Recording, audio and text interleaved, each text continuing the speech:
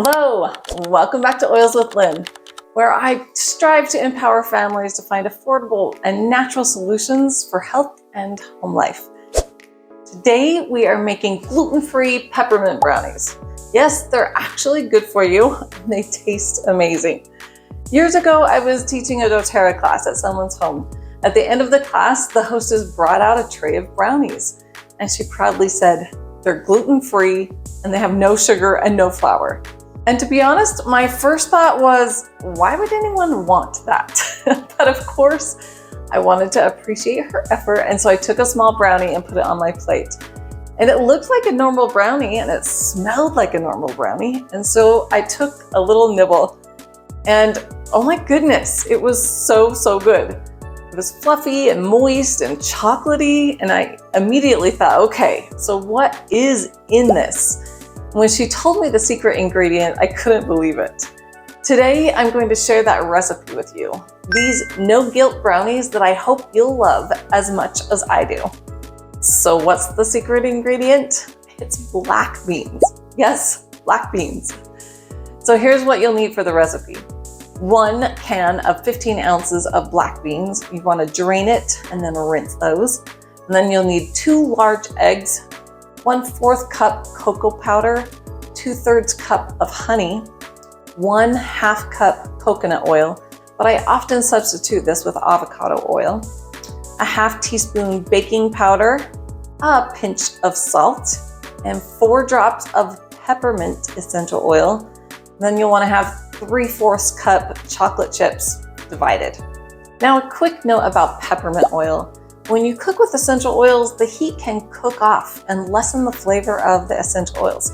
So if you love a stronger peppermint taste, you can double the drops of peppermint oil. Just make sure you're using high quality CPTG peppermint essential oil that is labeled safe for internal use. One quick reminder about the label. When it has supplemental facts on the bottle and a CPTG certified pure tested grade essential oil, it's absolutely safe to take internally. More than safe, it's actually good for you, right? So here's how you make the brownies.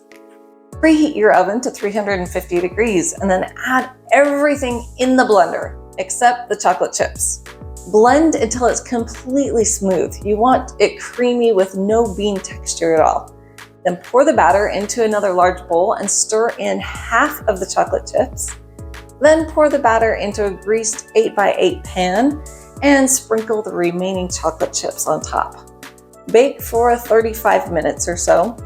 And then when they come out, you're gonna see how fluffy and moist and chocolatey and packed with some great plant-based protein from those black beans. So I wanna tell you something that's kind of funny. This week, I did a little experiment. We had a couple of teenage boys over at the house, and I offered them some brownies without saying a word about them being healthy, right?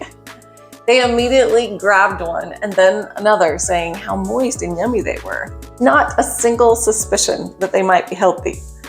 For me, this is proof that we do not have to sacrifice great taste for healthier options.